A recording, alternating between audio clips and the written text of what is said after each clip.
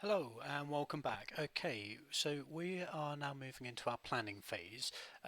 We're here on the original Rainbow Six, and basically during the planning phase, what we have is an insertion point down here and the extraction point here. You can zoom in and have a look around the map. You've got a full sort of view of what's going on, so you can use your arrow keys and move around and have a look here, and then insertion extraction. This is basically where we're going into, and you can have a look down here. You've got levels, so you can go up. Well, there's no further down than the ground floor here. There's no basements or anything, so you can then move up.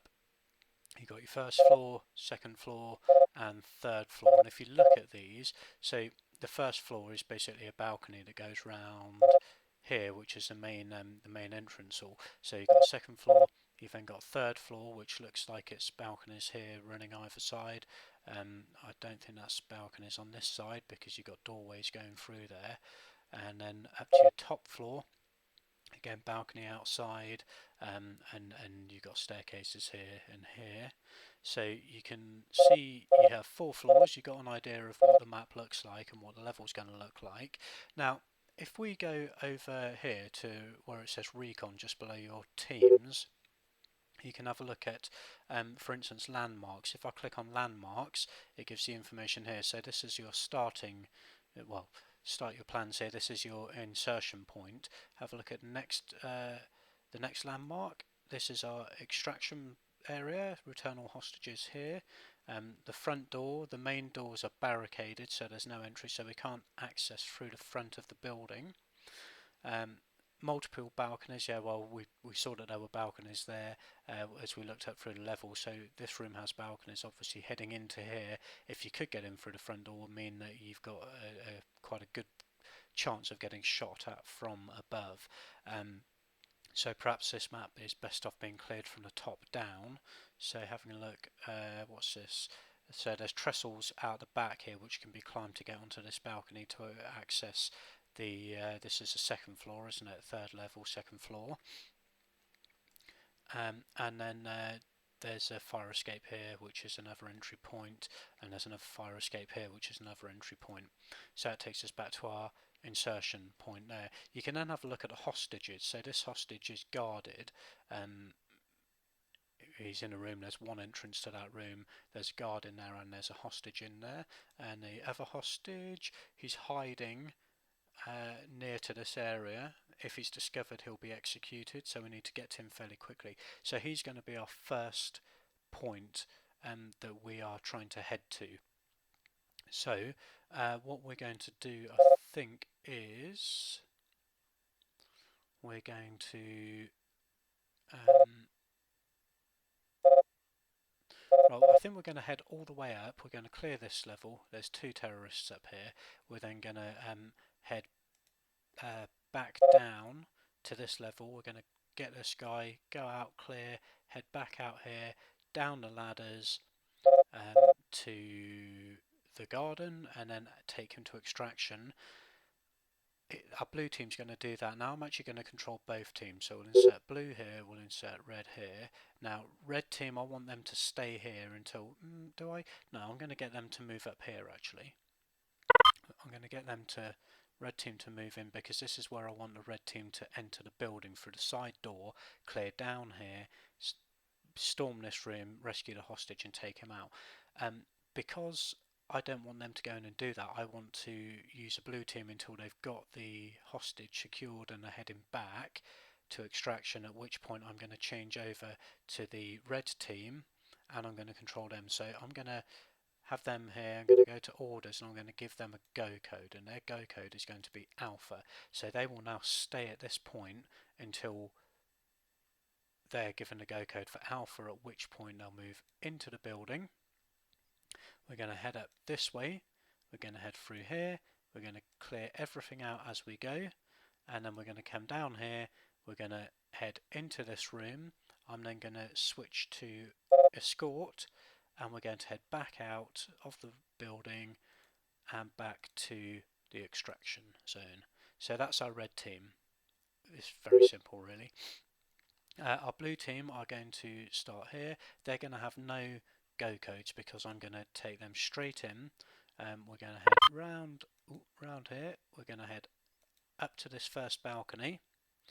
Okay, I actually want to then open this door and clear, see if I can get this guy here while he's patrolling, because what I don't want is for him to patrol round and end up in here and shooting the hostage. I'm then going to head up another level, going to go into the building, and we're going to clear this entire level. Just running round in a circle, we're going to clear it, and then we're going to head down these stairs. We're then going to come out of there, clear that room in case there's a guy in there. He's patrolling, so he may well be there, he may be in here. It's not likely he'll be anywhere other than in one or the other of these two rooms. The red team are then, blue team are then going to head through this room, grab a hostage. We're going to head out this way, back outside, and we are going to go down to the ground floor. They're going to head out here and to the extraction zone. And that's it. That's our planning for that mission. I've not gone really into very much depth about, because you can change the speed of entry, say tell them to move slowly or a normal pace, or to move very quickly. You've got escort, you've got advance, engage and clear. What I did just forget to do is when they get to the room with the hostage, I want them to switch to escort, so they will, from that point on, they will escort our hostage, and I want that on every point until they get to extraction.